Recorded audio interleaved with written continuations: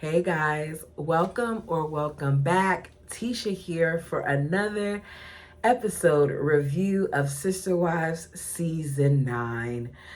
We are finally here at the moment that I have been least ready to review because I know I'm going to get irritated a lot, but we're going to do it, which is this whole catfish thing. So, one of the things that I want to make sure that I mention before I even get to it is that Meri brings up that she might be taking some time away from the family and its crickets. Despite their covenant, you have three wives saying that they're more than willing to support her decision to take time away. You have the bird basically saying that we'll support whatever it is that you decide, even if that means, and this is coming out of the bird's mouth, that she will no longer be married to Cody. But we have Christine, who said she wanted to leave Cody and she was the wife from hell. And she gets all this backlash from all the other wives, except with the exception of Janelle.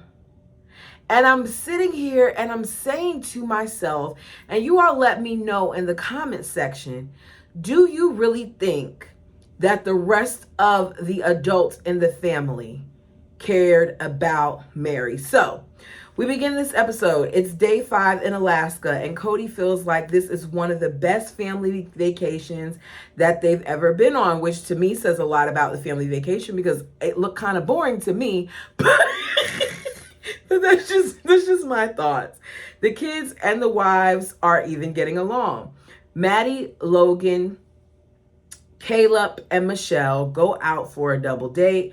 Maddie says that one of the things with dating someone who's grown up outside of their faith, that there's a lot of things that they don't understand that sometimes require like further explanation. So that sometimes she finds herself having to have discussions with the gentleman that she's been interested in the past, where she has to explain why certain things are done a certain way. And I think in this situation, she's kind of discussing like why she's chosen to kind of want to take her courting more down the lane of what polygamous families do with getting permission and all those other things. So Logan says that with him, he had a rough time dating women because when they found out that he came from a polygamous family, that they automatically assumed that he was a polygamist and that that was something that he desired to do. And it was a turnoff for a lot of them. He said that he's realized over the years, though, that if you're worth being with, that you will learn to accept the person that you're with. So if he's the person that somebody is willing to be with, then they'll accept all that comes along with him, which would include his family and not judging them. And I agree with that. Michelle said that she thought that Logan was cute. And once she found out he was a polygamist, she did assume that that's what he wanted. But she was glad when she realized that he didn't.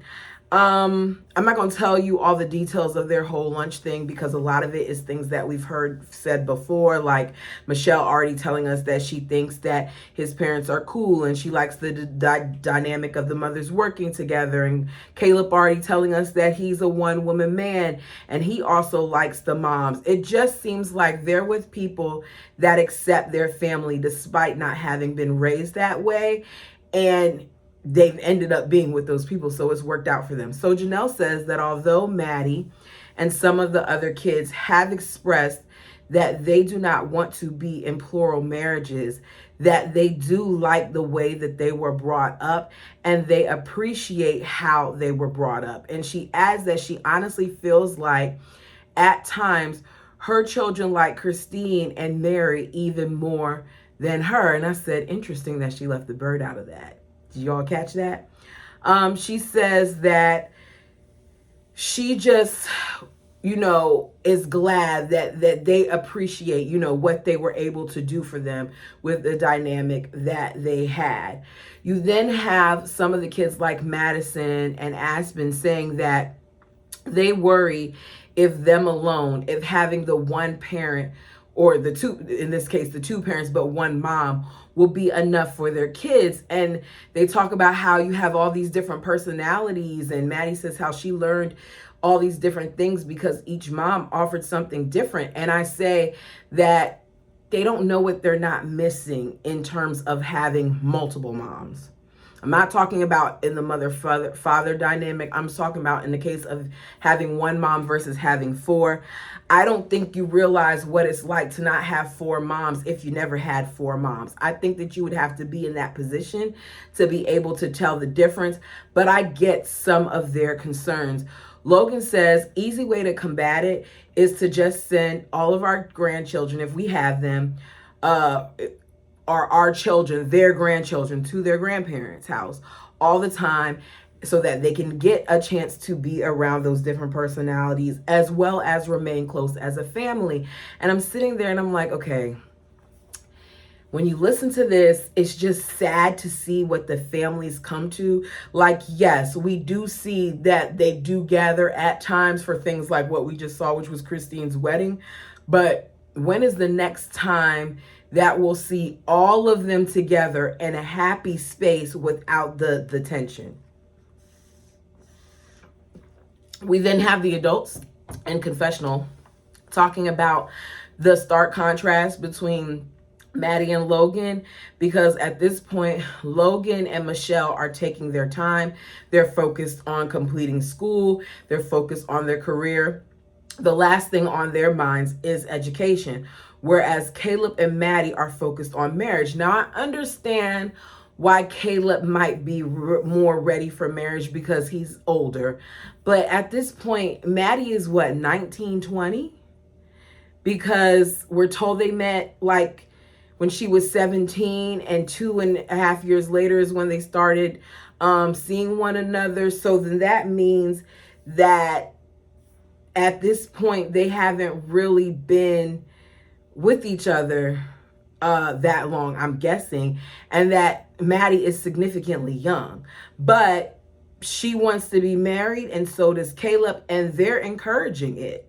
So the bird points out how they're just so careful with what they say when it comes to Logan and Michelle, and then they're so extreme with Caleb and Maddie. And I agree, it's weird, but Maddie made it clear that she wants to be courted and married and pursued the way that the moms were. Cody and Janelle are taking the older kids out on a deep sea fishing, and everybody we see is catching fish left and right. Cody points out how, everybody has caught multiple fish, but yet Caleb hasn't caught anything. And this is because Cody always has to compare himself to who he deems is the man. And because he wanted to see who was the bigger man, he wanted to do the comparison. Meanwhile, Caleb doesn't seem to be very bothered by the fact that he isn't catching many fish, or at this point, he didn't catch any. So we see that not only does Caleb catch something, but he catches the biggest catch of the day. Maddie says he told me that he would catch the biggest one, and he wasn't wrong. We later find out that all of the fish that they caught, because they get a limit on how many that they could catch, all of the ones that they catch were frozen and they sent them home. So we see, while the older ones are doing the fishing, we see Meri, Christine, and Robin with the younger kids, and they're going dog sledding. Me personally, I would have picked out the dog sledding. They met Nick, who lives in a tent during the summertime with the dogs. He spends most of his time out there, with the exception of when he has to eat, because he cannot bring food to the campsite because it will attract bears. He says that in one of his, a team that he races, the ones that are maybe the ones he are currently training. I didn't quite understand. He said there was 5 girls and 1 boy, and the 5 girls are the ones who won, that the boy did not, that the ladies are the team and the boy isn't. So, women rule. We see the kids sitting down, loving the puppies, and I would have been right there loving those dogs. I've always loved animals, right? But I just have grown to have a deeper appreciation for dogs. They're so intuitive. And I feel like we could say that about a lot of animals, but I'm just talking about my fur baby, because I look at when I'm not feeling well, and let me explain the situation here. He's not technically mine. He's technically my man's, but he's mine, to the point where I let him know, like, if I'm done with you, I need visitation.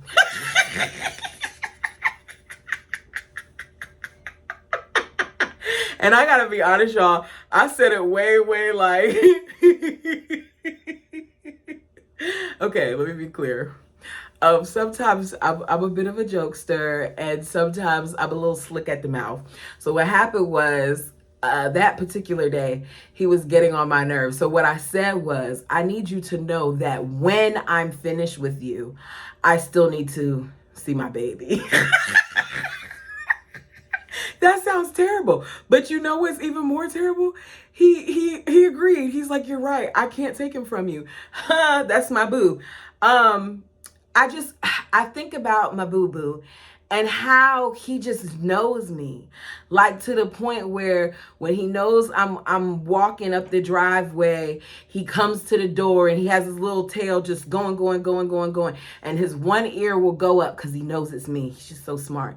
And how he'll patiently be waiting, and he's so eager. He's not allowed to approach me until he sits down and I give him the okay. And you could just see him just like if I remember one time when I'll tape it, you can see him just like struggling to keep it together to make sure that he's obedient and he does not move until I give him the okay. Oh, I love him. Okay, let me get back.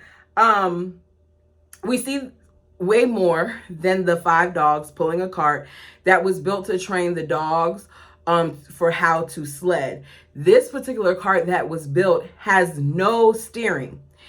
Instead, it has the man standing behind it, and he says 2 different commands, 2 separate words that let them know if they need to go right or left, and it has a brake.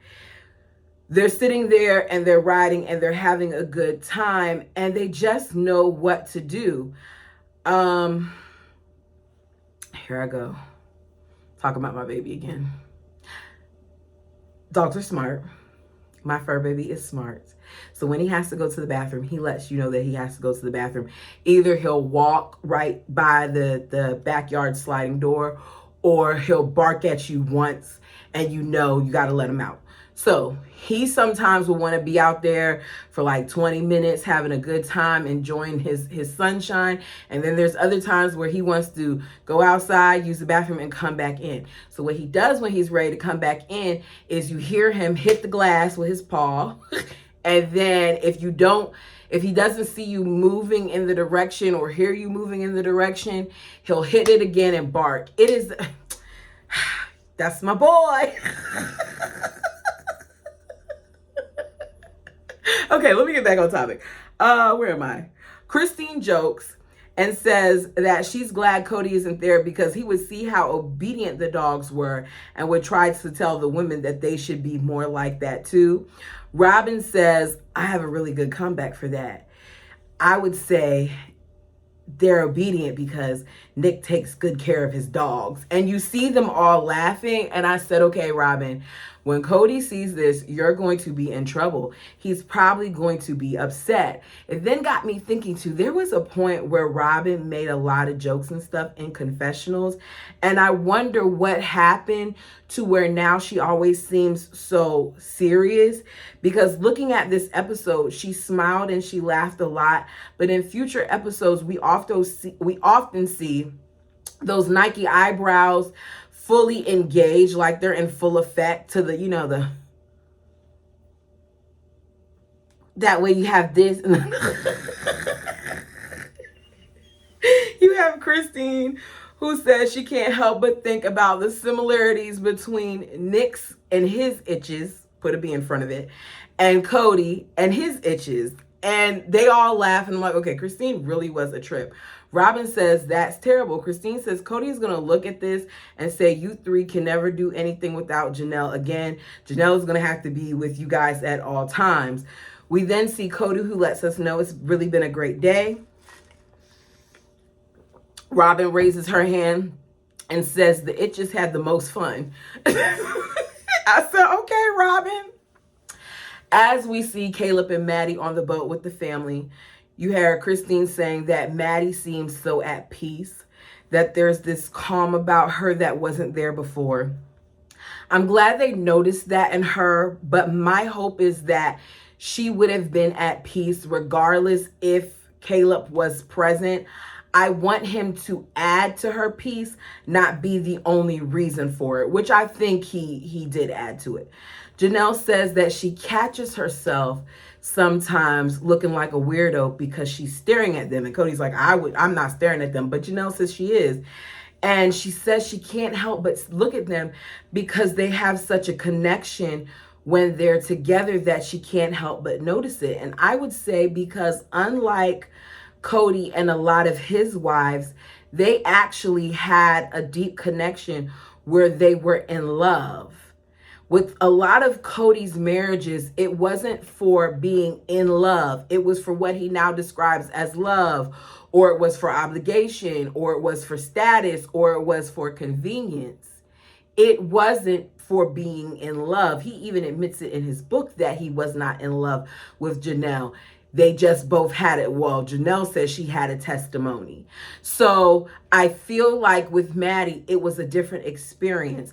They seem to have taken the time to really get to know one another on a deeper level than what we saw with Cody and his other wives. So we then see Caleb, who's nervous, come outside, asks if the little ones could leave so he could talk to Cody.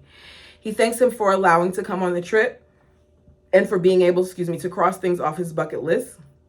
He tells Cody that he looks at Maddie as his missing soulmate, which, looking back at it now, when Christine in this season tells us that she looked at the girls and saw how happy she was, and while they were so happy, a part of her was so sad because she never felt that much, in love as she saw with those girls. She saw her girls and their soulmates. She didn't have that same experience. And she didn't admit this until now, but this is what, he's talking about. So he says how, that's his soulmate. And you hear Cody say, I want for Caleb to be comfortable while he's talking with me, but I also want him to honor this. And I think by honoring, he means take this seriously, understand, what this whole thing means to their family. So he's nervous, according to Cody, and he likes that Caleb is nervous because it means that he's taking this seriously.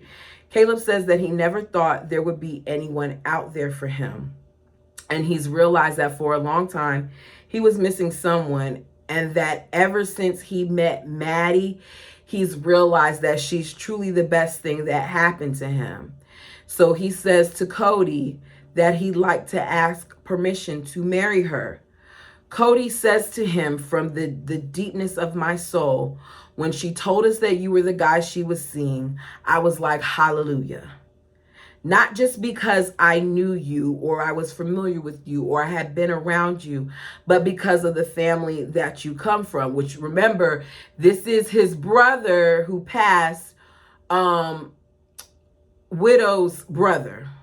So it's his brother's in-law. So he saw, him here and there. He says, with all of my heart, I give you permission. And when you guys are married, I turn her over to you. Moments like that make Cody human. When he was talking to him, I said, okay, this is the version of Cody that I like and that I can respect. because we don't see this often. The problem is it doesn't last very long. But in this moment, I didn't feel like Cody was putting on for the cameras. I feel like Cody was a father who was actually having a conversation concerning one of his daughters that I could see many other fathers having.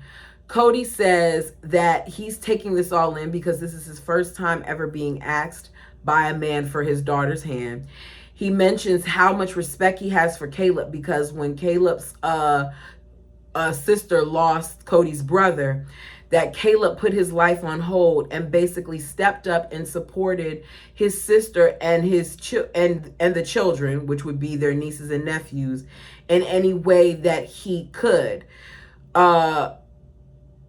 He says that him doing this, him supporting his brother's widow in every way, showed his manhood. Caleb says that Maddie is so amazing and they both are very sure of each other. It's not that just Maddie is sure of him, but he is sure of her. Cody hopes that they honor their love so that they can make it through the struggles. To me, it seems like they've managed to do this so far. Cody says sometimes in a marriage, the person that you love one day could be your enemy the next. And I was like, ooh, not enemy. I love you one day and the next you're my enemy. Maybe I dislike your ways, but my enemy, that's some strong words, which just shows how Cody feels sometimes about some of his wives. Caleb and Cody then show up with the fish that they got from one of the neighbors. They want to cook it. We hear, how Caleb knows how to cook these fish, and this is something that he's good at doing. Cody says, if you are grossed out by fish, you want to move. This would be the perfect time for the pregnant, sensitive nose, sensitive stomach, even when she's not pregnant, woman to move and to get out of the vicinity. But that's not what she does. Instead, she stands around the island in the kitchen along with everybody else to watch this whole fish probably be cleaned and gutted and some more stuff. Everybody's watching because they want to see what Caleb does to prepare the fish. Now, me personally, I would pass on the gutting and scaling. I hate scaling fish. I don't like seeing the scales fly. It's something about the sound of it when I do it that's like the nails on the chalkboard to me. I can't explain it. Just never liked it. It's not my thing. Growing up, I saw a lot of fresh fish being caught and I heard a lot of scales being removed and I never was into it. He raises the fish up that I'm sure they could have already smelled as soon as he opened up that bag. And Robin begins to gag. She runs to the bathroom where Dayton and Aurora are standing outside making sure that she's okay and talking about how bad they feel for her. Me personally, I don't feel bad. As a pregnant woman, what some smells you can't take. I remember when I was pregnant, I was working at Walmart and in the electronics section. And sometimes people would come through the line with those bags of the whole chicken with all the gooking stuff inside of that bag. And I could smell that thing. Ooh, talking about it. I could smell that thing before it got by the register. To the point where they knew if somebody from electronics came in that department with that thing, one of y'all please come and ring it up. I couldn't do it. I could not do it. They're told to say goodnight to Caleb because he's leaving in the morning. Cody lets us know he will not be waking up at 4 o'clock to say goodbye, but Janelle and Maddie are. Janelle lets Caleb know that this is the best fish that she's had on the grill, which I'm not surprised about. We've seen what happens when Grill Master Cody gets to the grill. So, of course, this is the best fish that Janelle has had. Janelle says that she always expected for her children to get into relationships and get married. She's just surprised at how soon that it's all coming. But she is excited and she loves how happy Maddie is. Everybody taking that breath.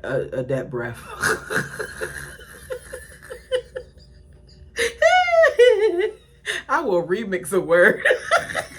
Take a deep breath. We see all 5 adults go out for dinner. Janelle is thinking that this is going to be the best part of the trip, but no, it's not. Because Meri has a partial bomb to drop. Cody does a toast with his wife, saying that this is the best vacation ever. We hear again about how this has been the perfect vacation. Like, it's a lot of perfect vacation drops because TLC is going to build us up to this bomb, this explosion that Meri has. So Janelle says that Maddie and Caleb, you guys, are official, but they're talking about next summer. Cody, well, did she say are? No, they aren't official, but they're talking about next summer. She's talking, and Cody interrupts her mid-sentence to say, last night, Caleb asked to marry her. Now, I should have paid more attention to it, but I wasn't because I was taking notes. Y'all let me know, was Janelle surprised by this? Because me personally, if I were in that dynamic, I would hope that Cody had that discussion and told Janelle before he told all of the wives. But you never know with Cody. I know he told Janelle a lot of things that he didn't make some of the other wives privy to prior to Robin. But I wonder, and even after her, but I wonder if he let her know about that. So Cody says he told Caleb, you know, you were an answer to my prayers. I couldn't have picked anyone better than you. That's not really what we saw, but okay. Robin says, I guess, but I mean, I like him, but I still want to know a little bit more about him. I personally don't feel like the bird is in any position to need to know about anyone else's business because we don't know a lot about hers. All we know at this point, seriously, is that Robin is a liar. So the fact that she needed to know so much about this situation, it really is irrelevant to me. But Janelle says that she's glad that Robin said that because she's over there in La La Land, just happy that her daughter has found love. Cody is ready to go, and Meri says she has something to talk about. Meri really picks the worst times to do things, but she has something to talk about. So in confessional, she says she needed to have a conversation with them for a while. So now that they're sitting here at dinner, she's going to talk to them because this is obviously, to me, something that they don't normally do as a group, that you have to wait until you're on vacation and you're sitting around the table at dinner to have this discussion like you haven't been in a vicinity of these adults by yourselves prior, but they're supposed to be so close-knit. She says she hates bringing up because right now they're happy. They're all talking about how great things are and how happy they are about Madison, but she has to. She says she doesn't know how to begin the conversation because all eyes are on her, and she's known for some time that they have been. If y'all knew something was wrong with this woman, and if all eyes were on her, what were they willing to do about seeing her struggle? Cody asks her if she's nervous, and she says yes. She says it's no surprise that I've been struggling lately. She doesn't know if it had to do with Leon leaving for college or what, but she knows that she has been put in a weird place. In confessional, she said, normally when there's an empty nest, that the couples go through it together. But that isn't the case in a plural family. In a plural family, you're left to go through it by yourself. And I don't believe that because I think that this is a Meri and Cody situation. Because yes, that was Meri's only child, but had you all talked about it more, or had he even really cared, maybe she didn't have to go through it alone. But Meri probably had to go it alone because it appears like Cody was already checked out. I really want to know this ring timeline, which is one of the reasons why I really want to find this book by the Catfish, because even though some of it may be false, I feel like there are some truths in it. And I'm just interested in seeing that vantage point because it appears that Cody was already checked out. She says she's in a place where she feels alone and no one else in the family can relate. She's in a place of limbo. She doesn't know what she needs to do. She says when she wakes up in the morning, she turns on her music in the house just so she could have noise because it's quiet and it's lonely. She's alone so much of the time. And I'm like, okay, how much lonelier does it feel that you're surrounded by 3 other homes that are full of children and laughter that are part of your family, yet you're by yourself in your home. Meri made the wrong choice, yes. But in this instance, I feel like no one's hands are clean. Meri got into this place where she was talking to different people, she says, on social media and making friends. She says she got into this situation with one person who really made her trust him. Now, mind you, she's not telling the family this. This is what she's telling us in confessional. He said all the right things and was kind and compassionate and understanding. And they started talking online and she laughed. You mean to tell me that at one point she didn't have laughter when Cody came around? Because why is laughter such a big deal? Or at this point, had Cody already stopped coming around? She says, I don't know where I'm going to go and what I'm going to do to the family, but don't be surprised if I'm up and gone. And I'm like, okay, she's always so evasive and she talks around the mulberry bush. If I were sitting there, I would need you to just come out and tell me that. Don't start to tell me something and don't finish it. That kind of thing annoys me. Robin says, you got to give us a warning or at least let us know that you're okay if you do decide to leave for a little bit. Christine says, we all know by watching Meri that she's had a rough couple of months. So if they knew, what did they do to pull her in? She points out that Meri will come to family things as little as possible, and how when they work together that she's noticed that Meri is extremely detached and she's on her phone a lot. I guess she was, talking to the catfish. Christine says, we'll be here for you. And I'm like, okay, but you haven't been there for her up to this point. It's real easy to say it. What do your actions show? Are you going to Meri's house when you know Meri's in the house just to hang out and watch a movie or play a game or any of that stuff? Or are y'all only calling her over for when you do the big family things? We're told at one point by Meri in the book that Robin and her kids used to come over and watch movies and hang out and stuff, even when Cody was there or wasn't there. So why did that stop and when did that stop? Why does she feel so alone? Janelle says they may have issues, but she cares about what's going on with Meri. Robin says she's different, that she can see Meri's different. Meri has told her that she doesn't know where she fits in. And the bird feels like this is where Meri belongs and this is where she shines. And I'm like, how does she shine? She then does her freight cry with no tears per usual. Meri says she feels isolated, so she started talking to this person online. I need Meri to stop excusing it and just own it and call it what it is. She says she needed to laugh, and he was cracking jokes, and he was just making funny comments. I feel like they were flirting, but we're going to say jokes and funny comments. She says she's made comments back, and it just felt like this release. It felt really good to laugh. It started off as a friendship that she loved, that they were talking on the phone. I've never heard the tapes. I'm sure some of you all have. If you have, let me know down below. Did this sound like a man or did it sound like a woman? Because you're sitting there talking on the phone and stuff and you haven't figured some of these things out. She said that he expressed his love for her and his attraction to her, and he was saying kind of flattering things. So obviously she was not getting this from her husband. If a complete stranger from the internet could sit there, say really nice things and just pull you in. I've been told sweet things about myself before, as I'm sure a lot of you all have, but that wouldn't make you go and step outside of your relationship, especially not your marriage, just because you're receiving compliments. If this man was real, Meri would have continued. Meri would have left. Meri would have been in a deeper hole. We might not even have found out about it this early on. We probably would have found out about it when she decided to leave. She said he made her feel loved by who he was presenting himself to be. She said it was confusing because she was sitting here married and yet still feeling emotions directed towards somebody else, which lets you know that it was wrong.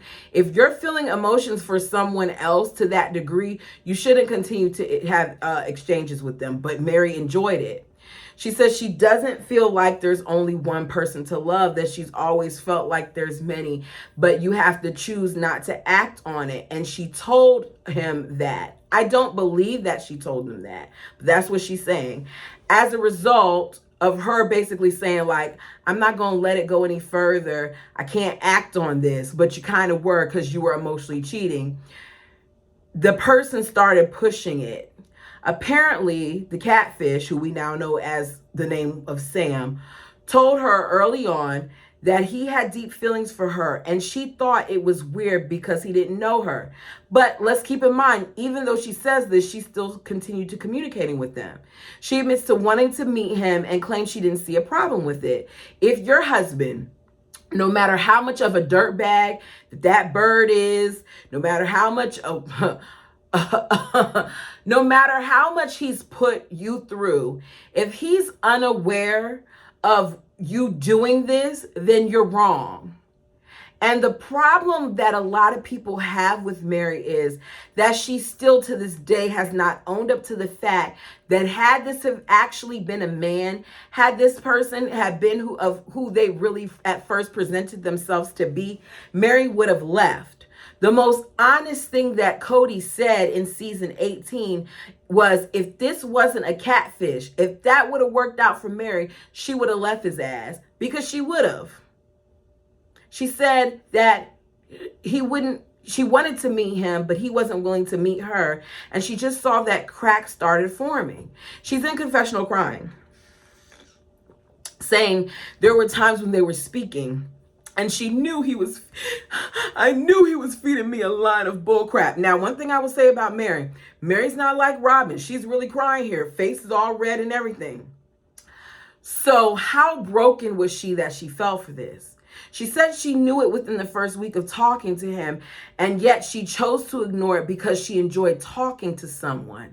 How low was her esteem?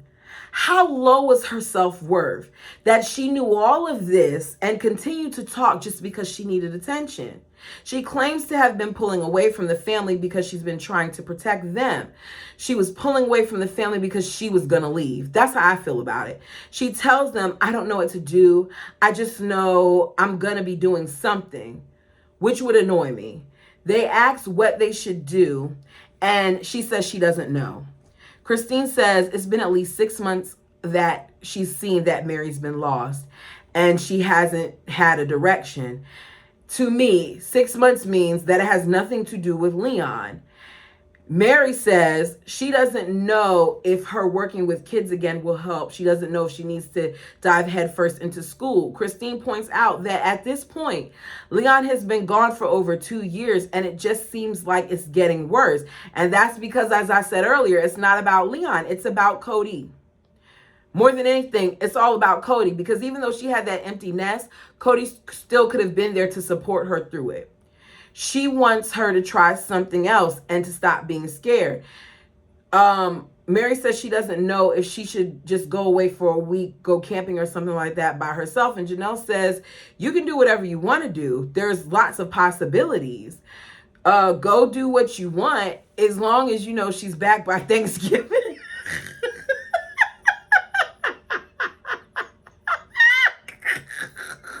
Now I'm paraphrasing a little bit. She didn't quite say it like that, but she was basically like, Meri can do, what she needs to do. I just want her to make sure that she's back in time for the holidays. Because the holidays are very important at this point to our family. And I get it. It just made me chuckle. Robin says, I'm in support of whatever you do. We want you around, but if that's what you have to do, you can go ahead and do it. She says, if you don't want this anymore, just tell us what to do. I'll be there for you. We'll be there for you. We are here for you, and we love you, and our kids love you. Whatever, we can do to support her as a woman, we will. But she says, Robin does, what will make her happiest is if Cody and Meri were to remain married. You see what I'm talking about? The difference between how they reacted towards Meri saying what she might want to go and Christine saying the same thing.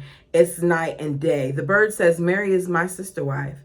Meri says Janelle and her have had a rocky relationship, but she sees Janelle as being supportive in this moment, and she sees Christine as being supportive, and Robin just doesn't know what to do with her, and she gives them every reason to be scared because of what she's gonna do. And as she's sitting there crying and talking, I'm over the tears, and I'm over she's saying she's trying to protect the kids and the family. Meri tells us in confessional she started looking into this guy, and there were a lot of holes. There were a lot of things that he couldn't answer, and when she would ask, he would flip out to the point where he'd almost be verbally abusive, and yet she still talked to him. He told her that he had a friend that was a girl that was very technologically savvy and that she could do damage. She says she thought it was a man, but she found out it's a woman, which wouldn't have mattered if she was just talking to a friend. She said it was a woman that was watching her and she feels targeted. Now, TLC really drugged this last part of the episode out because it was the same confession over and over again with her saying she was afraid of what he would do to the family. We get it. She's still crying, getting on my nerves. She's worried about what the family's going to think about her and what they're going to want to do with her. And Cody's not saying anything, and she doesn't like that he's not saying anything. And this isn't the time to tell her family because they're having such a good trip, but she had to. So then why not say it at home? Bottom line, Meri doesn't know how to fix it, and she ruined the dinner. So Cody says that in confessional that she's struggling and she lost her identity and she doesn't know what to do or where to go. To him is weird. Some of the words that she's saying sounds like she's leaving, and he doesn't know how to make sense of it. It seems like she's saying that she doesn't want to be married to him, but she doesn't want to leave the family. He's afraid to ask her, but he's afraid that if he does ask her, she's going to get in his face and say that it's him. Because as much as I'm blaming Meri for certain things, some of this was Cody also. Because she told Cody some of her dilemmas, some of her issues before all of this, and he brushed it off and made it seem like she didn't have a reason to feel like she was having an empty nest. We see the family go to eat for the last day of this vacation. Cody says the trip was great, that it has been a really nice summer, and this may be the last summer that they're all together. He loves everyone and is glad everybody could make the trip. He says Alaska's been fun, but he's at a place where he feels like the only thing